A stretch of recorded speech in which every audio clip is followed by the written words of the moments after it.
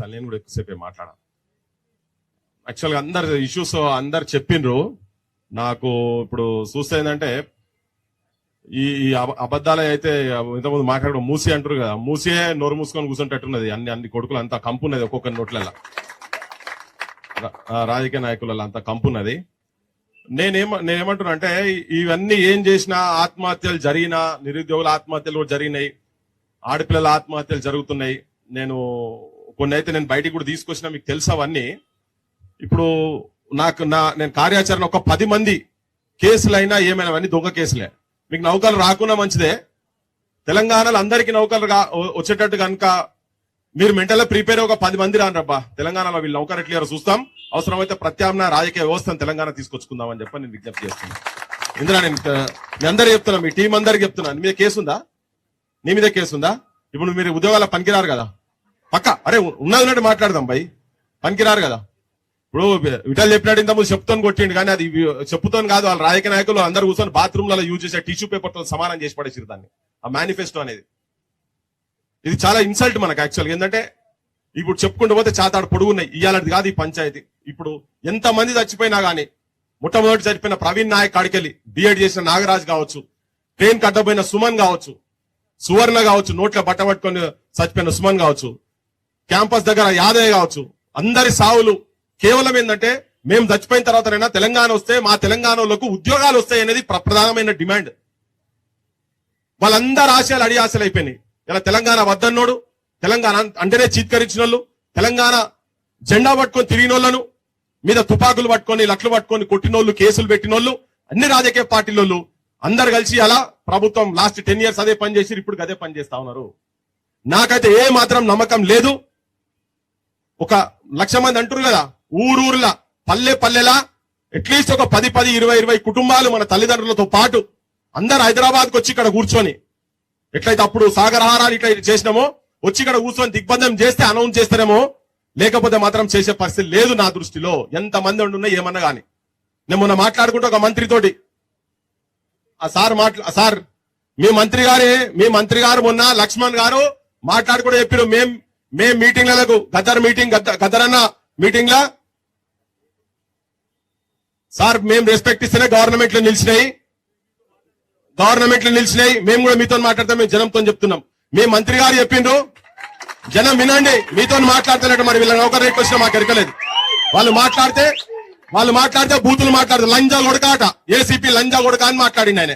చెప్పిన మంత్రి ముంగంటే చెప్పినా మొన్న ఇందిరా పార్క్ లో మన రవీంద్రనాథ్ ఠాగూర్ ఆడిటోరియం వచ్చి గద్దరన్న మీటింగ్ వచ్చినాడు. చెప్పిన సార్ మీరు ఉద్యోగాలు ఇస్తా అన్నారు, మీరు ఇస్తలేరు. 2 లక్షల ఉద్యోగాలు మీ మేనిఫెస్టోలో పెట్టిండు, మీ ముఖ్యమంత్రి చెప్పిండు, మీరు అందరు ఎమ్మెల్యే అయింది కూడా గట్లనే అయిందని చెప్పి. అంటే ఆయన మాట్లాడకుండా రెస్పాండ్ అయ్యి ఏం చెప్పిండంటే, ఎక్కడ నా నిరుద్యోగులకు ఏ సమస్య వచ్చినా, ఎక్కడ ఏమైనా ఏం జరిగినా గానీ మేము అండగా ఉంటాం, వాళ్ళతోటే మా ప్రభుత్వాలు వచ్చినాయి. రేపు ఎక్కడైనా ఏ ఆఫీసర్ అని ఏదైనా మాట్లాడితే మేమున్నాం, దాని మీద చర్య తీసుకుంటామని చెప్పిండు. అదే అడ్లూరు లక్ష్మణ్ గారికి మళ్ళీ ఆయన ఉపన్యాసం అయిపోంగని చెప్పిన. ఇక్కడ చిక్కడపల్లి ఏసీపీ లకారాలు వాడి బూత్ మాట తిట్టిండు కాబట్టి ఆయన మీరు వెంటనే సస్పెండ్ చేయండి అని చెప్పినా. నిన్న ఇందిరా కూడా చెప్పినా, మీరు మీరు టీములు ఓన్రి. ఇది పోలీస్ రాజ్యం కాదు, ఇది లాఠీ తూలాల రాజ్యం కాదు, ఇది ప్రజాప్రభుత్వం అని చెప్పుకున్నారు కదా, పొంగనాలు కొట్టుకుంటూ తిరిగింది కదా. మా కాడికి వచ్చారు, మా కడుపు తలకాయ పెట్టిరు, మీ ముఖ్యమంత్రులు వచ్చి కడుపు తలకాయ పెట్టిరు, కాళ్ళు పట్టుకున్నారు. మిమ్మల్ని పట్టుకోలేదా నిరుద్యోగ యువకులను? రాలేదా? రాహుల్ గాంధీ దిగొచ్చి చిక్కడపల్లి లైబ్రరీ రాలేదా? ఏం పోయింది? అన్ని పట్టుకున్నారు వాళ్ళు వచ్చి. ఉస్మానియా బిస్కెట్లు, మీ బిస్కెట్లు బాగుంటాయి, మీ నిలోఫర్ ఛాయలు బాగుంటాయి, మీ ఆల్ఫా హోటల్ బిర్యానీలు బాగుంటాయి. సిగ్గుండాలి ఒక్కొక్క నా కొడుకునికి. ఈవెన్ రాహుల్ గాంధీ చెప్తున్నా, అందరు చెప్తున్నాను నేను, అందరూ ఎవరికి ఇక్కడ ఏమో బతిలాడితే వచ్చేది కాదు, ఇది కొట్లాడితేనే వస్తాయి తెలంగాణలో ఏది కూడా. రాజకీయ వ్యవస్థ అన్ని రాజకీయ పార్టీల తెలంగాణ వ్యతిరేక శక్తులు ఉన్నారు కాబట్టి ఇలా ఆ మంత్రి చెప్పిండు యాక్షన్ తీసుకుంటా అని. రేపు మళ్ళా మేము డిమాండ్ పెడతాం, మేము కూడా పెడతాం. అంటే మాట్లాడే హక్కు లేదా? తెలంగాణ ప్రజలకు హక్కు లేదా? 2 లక్షల ఉద్యోగాలు ఇస్తామని చెప్పి రాలేదా? అన్ని పెట్టిరు కదా మేనిఫెస్టోలో, మొత్తం ఇప్పుడు అన్ని తీసి చూపించారు కదా. కింద ధర కుట్టిచ్చిరా? మీరు చదువుకున్న వాళ్ళు కాదా? మా వాళ్ళు అంటారు కొంతమంది, ఇక ఎన్నో కొన్ని కాదు, వాళ్ళు ఏం చెప్పారు అన్ని ఇవ్వాల్సిందే. వాళ్ళు మేనిఫెస్టోలో పెట్టిన ప్రతి ఒక్కటి అమలు చేయాల్సిందే. నీకు వీలు కాకుండా రాజీనామా చేయి, ముఖ్యమంత్రి రాజీనామా చేయి, మీ మంత్రిమండలి రాజీనామా చేయి. నాతో చేతనైతే లేదు. నేను మేనిఫెస్టోలో పెట్టినా, బుద్ధి తక్కువై పెట్టినా, అధికారానికి కకృతి పడి, ఆ పదవులకు ఆశపడి, చంద్రబాబు బూట్లు మోసి ఉన్నావు కదా, రాజీనామా చేసి ఇంట్లో కూర్చొని పోయి పాలన ఏందో మేము చేసుకుంటాం. తెలంగాణ యువతరానికి భవిష్యత్ తెలంగాణ నేనే చెప్తున్నా, రాజకీయ ప్రత్యామ్నాయం తప్ప తెలంగాణకు భవిష్యత్తు లేదు. ఈ పోలీసు వాళ్ళైనా ఎవరైనా ప్రభుత్వాలు చెప్తే వినాల్సినే, మనకు బుద్ధి ఉండాలి. మన పేరెంట్స్ కు చెప్పండి, పైసలు తీసుకొని ఓట్లేకని చెప్పండి, మందు దాగి ఓట్లేకని చెప్పండి. మీ పంతులకు 5,000 రూపాయలకు 10,000 రూపాయలకు ఆశపడి కకృతి పడి బాటిళ్లకు సీసాలకు వాళ్ళేసిన ముక్కలకు ఆశపడి ఓట్లేకని చెప్పండి. మన పేరెంట్స్ కూడా చెప్పండి. ఆ ఓటు చైతన్యం తీసుకొచ్చినాడు అవసరం లేకపోతే మార్పు జరగదు. అరే వీళ్ళే మనుషులు పై నాకు అర్థం కాదు. శవాల మీద ప్యాలాలు ఏరుకునేటువంటి వాళ్ళు గవాల దగ్గర బతిలాడిస్తారా? మనం ఎన్ని ధర్నాలు పెట్టినా ఏం పెట్టినా వాళ్ళు మనకు నౌకర్లు ఇయ్యరని చెప్పి నేను అనుకుంటున్నా. పోరాటాలతోనే జరుగుతుంది, పోరాటాలు అయితేనే ఉంటాయి. మీరు కూడా ఉంటారు, మీ పిల్లలు కూడా ఉంటారు. మీ పిల్లల సొట్టలను కూడా పట్టుకొని లంజా కొడుకులను తింటారా? నాకు అర్థం కాదు. పోలీసు వాళ్ళు ఏం భాష మీది, ఏం భాష మీది, ఏం సంస్కారం మీది, ఏం చదువులు మీది? దానికి సపోర్ట్ చేసిన ప్రభుత్వాలు ఈగ వాళ్తే మేము ఉన్నామని చెప్పి ముఖ్యమంత్రి ఇంత ముందు పిసిసి ఉన్నప్పుడు వచ్చి ఇక్కడ కూడా వచ్చి నిరుద్యోగుల వేదికల మీద చెప్పిండా లేదా? చెప్పండి కదా. మనకు కూడా బుద్ధి రావాలి. ఇంకొకసారి రాజకీయ పార్టీల జెండాలు మోయాల్సిన అవసరం లేదు, ఎవరు మోయాల్సిన అవసరం లేదు. పార్టీలకు జెండాలు మోసే జీతగాళ్ళు కాదు, ప్రజాగుండె సవరణ ప్రతిరూపాలుగా అయి నిలబడాలి తెలంగాణ యువతరాలు చెప్తున్నా. చాలా అయిపోయింది. చూస్తూనే ఉన్నా, నాకు రోజు తెలిసినప్పటి నుంచి చూస్తున్నా నేను. అశోక్ భాయ్, మేము చూపు కాదు. ఎప్పుడు రేపటి నుంచి పోదామా ఇప్పటి నుంచి పోదామా చెప్పండి. 10 మంది చలో రైట్. నేను ప్రతి వేదిక మీద మాట్లాడతా, బరాబర్ మాట్లాడతా. విటల్ చెప్పినట్టు మొట్టమొదటి ధర్నా చేసేటప్పుడు కూడా రాత్రి 12:30కు వస్తే మా జనార్దన్ ఫోన్ చేసి నాకు, ఇందిరా వీళ్ళు ఫోన్ చేస్తే చెప్పిన ఒక్క నిరుద్యోగం మీద లాఠీ దెబ్బ పడాల మాత్రం ఊకోమేమో, ఇది మొత్తం అగ్గే రాసుకుంటా తెలంగాణ లాంటి. ఇలా అదే చెప్తున్నాం. మన మంత్రి ముంగడ చెప్పినాం, ముఖ్యమంత్రి ముంగడ కూడా చెప్తాం. ఎక్కడికంటే ఏ స్థాయికి అయితే ఆ స్థాయికి పోతాం. ఈ కంఠంలో ప్రాణం ఉన్నంత వరకు, గొంతులో ధ్వని ఉన్నంత మటుకు ముఖ్యమంత్రి గాని ఎవరు గాని ఈ రాజ్యాన్ని ప్రజల పక్షాల నిలబడి ప్రశ్నించుడు బరాబర్ చేస్తాం. పరిష్కార మార్గం చూపేంత వరకు కొట్లాడాల్సిన అవసరం లేదు, కొట్లాడాలి. మీ అందరికి నిరుద్యోగ యువకులకు, ఇక్కడ ఉన్నటువంటి వాళ్ళకు, ఈ కెమెరాలలో ఊర్లలో చూస్తున్న వాళ్ళకు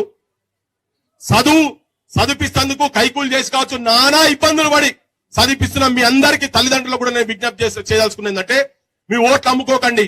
మీ పిల్లలు హైదరాబాద్ లో చాలా ఇబ్బందులు పడి చాలా కష్టాలు పడుకుంటా, పరువును గుప్పెట్ల పెట్టుకొని 5 రూపాయల బియ్యం తినుకుంటా, కారం పొడి ఒక పూట తినకుండా అవమానాలు పడుకుంటా, కొంతమంది ఏదో సోకులకు రాజకీయ నాయకులు తిరుగుతున్న వాళ్ళందరినీ పక్కకు పెట్టండి. 99% ఇబ్బందులు పడుకుంటా మా భవిష్యత్ ఏం కావాలి?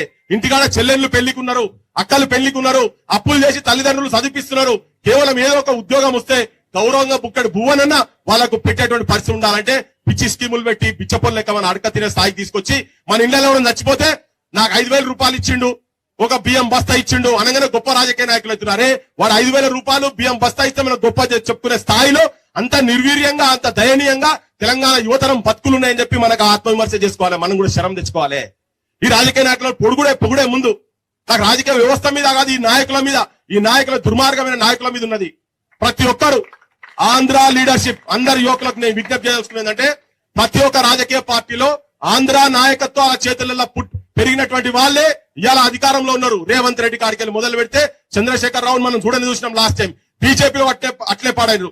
తెలంగాణ వాదాన్ని, నాదాన్ని, నినాదాన్ని గుండె నిండా నింపుకున్నటువంటి యువతరం బయటకు వచ్చి రేపు రాజకీయ క్షేత్రంలో వస్తే ఈ తెలంగాణకు పరిష్కార మార్గం వస్తుంది. ఇలా వాళ్ళే మేనిఫెస్టోలో పెట్టారు కదా, 70% మంది పెట్టి ప్రైవేట్ లో కూడా అన్నారు కదా. ఒక్కరన్నా ఎక్కడన్నా ఇచ్చిరా? ఉట్టిగా చూసేందుకు మొత్తం పేపర్లు అడ్వర్టైజ్మెంట్లు పెట్టుకుని సంతకాలు పెట్టి మరి అన్ని పేపర్లలో యాడ్ చూసినాం. 2 లక్షల ఉద్యోగాలకు సంబంధించిన పేపర్లు యాడ్ చేసి ఎలక్షన్ల ముందు సంతకం చీఫ్ మినిస్టర్, ఇప్పుడున్న చీఫ్ మినిస్టర్, అప్పుడున్న పట్టి విక్రమార్క వీళ్ళందరూ సంతకాలు పెట్టి రిలీజ్ చేశారు కదా. అందుకనే చెప్తున్నా, మా టైము ఇక ముందున్నది. మీరు మా టైం అయిపోయింది అనుకుంటారు కదా, రేపు జనం లోపల పోతాం, మా టైం ఏందో మేము కూడా చూపిస్తాం.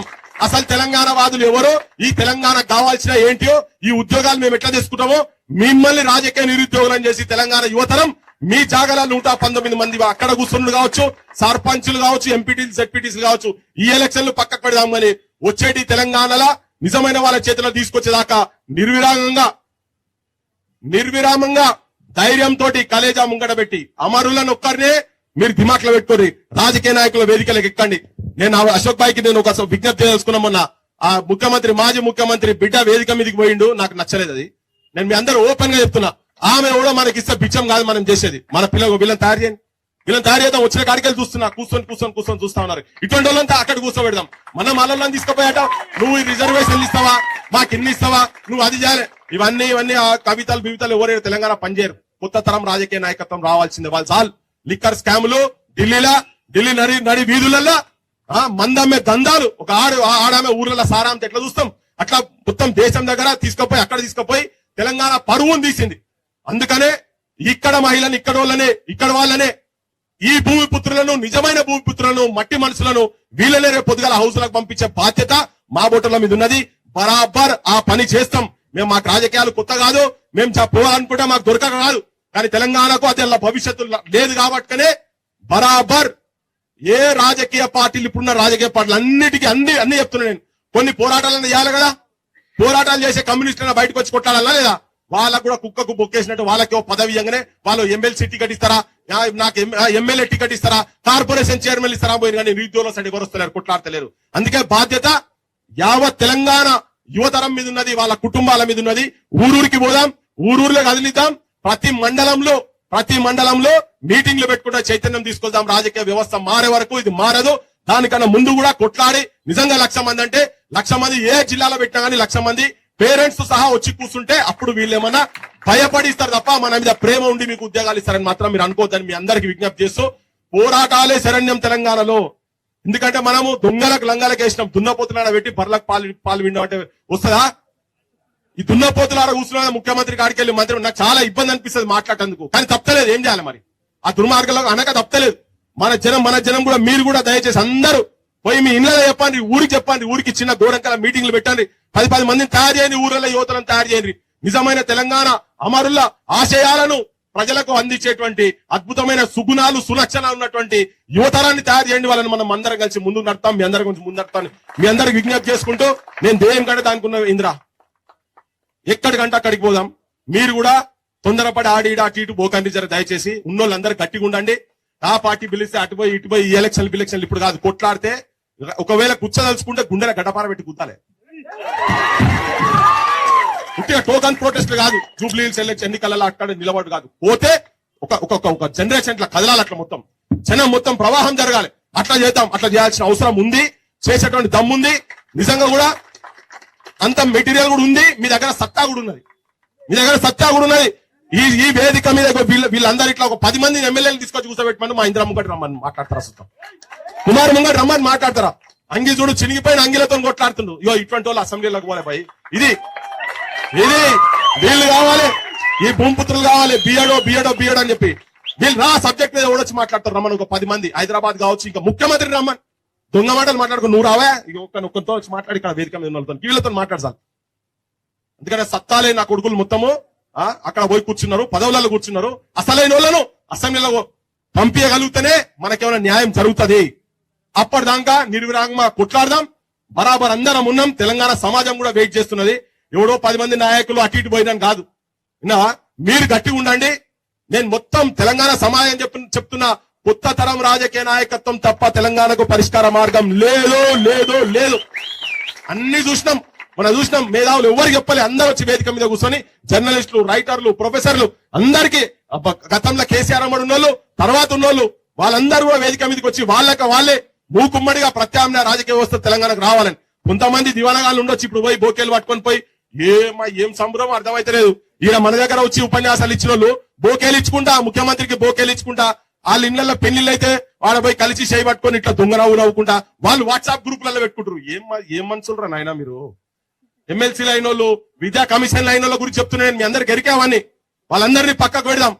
కానీ నిజంగా తెలంగాణను కాపాడుకోవాలంటే మాత్రం యువతరం దయచేసి బయటికి రావాల్సిన అవసరం. మళ్ళొక్కసారి నేను రిపీటెడ్ ఎందుకు చెప్తున్నా అంటే ఇది ప్రతి ఇంటికి ఎక్కాల్సిన అవసరం ఉన్నది. ఉట్టిగా కసిగా మాట్లాడు కాదు.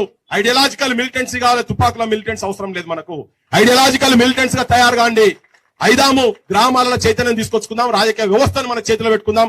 ఈ ఇందిరా పార్కులు, ధర్నా చౌక్లు ఇవన్నీ పోవాలంటే అటువంటి లీడర్షిప్ వస్తేనే అవుతుంది. లాస్ట్ కు మళ్ళీ చెప్తున్నా, రవీందర్ అట ఎవరో లైబ్రరీలో చదువుకునే పిల్లగాడు ఇంత ముందు నాకు వచ్చి చెప్తున్నా, అన్న నేను వాట్సాప్ లో ఇట్లా మెసేజ్ పెడుతున్నా, పోలీసులు నన్ను బిడ్డ నిన్ను తొక్కుతాము, లోపటేస్తాము, నీ మీద కేసులు పెడతామని. మీరు రేపు పొద్దుగాల తీసుకుపోయి అడ్లూరు లక్ష్మణ్ దగ్గర కూర్చోబెట్టండి. ఆయన ఆ పిల్లని తీసుకుపోయి కూర్చోబెట్టండి. నాతో చెప్పిండు, అన్నా నువ్వు ఏదన్నా చెప్పు, నేను చేయకపోతే అడుగు అని అన్నాడు. మరి చేతన చేయడం మనకు ఎరుకుండాలి కదా. ఏసీపీని సస్పెండ్ చేయమని చెప్పని అడిగినా చేపిస్తా అన్నాడు. మీరు రేపు పొద్దుగా నేను రాదాల్చుకోలేదు, మీరు పోండి. ఆ రవి కూడా చెప్తున్నా అంటే బూత్ మాటలతో పెట్టకండి. ఒకవేళ పెడితే నేను మెసేజ్ చూడలే, నేను అడిగిన నువ్వు నా బూతులు గీతులు పెట్టినా అంటే ఏం పెట్టలే అన్నాడు, నాకు తెలియదు. కానీ ఒకవేళ బూత్ సాహిత్యం మనకు అవసరం లేదు, వాళ్ళకు వదిలేతాం. అది వాళ్ళ సిలబస్, అది రాజకీయ నాయకుల సిలబస్. ఐడియాలజికల్ గా మెసేజ్లు పెట్టండి. అక్కడ ఏమైనా ఇబ్బంది అయితే మాత్రం బరాబర్ వీళ్ళకి ఎవరైతే పోస్టింగ్లు ఇస్తారో వాళ్ళ పోస్టులు ఊడబిక్కినాడు మనకు అన్ని అయితే ఆడదాకా పోదామని చెప్తూ ముగిస్తుంది. Thank you.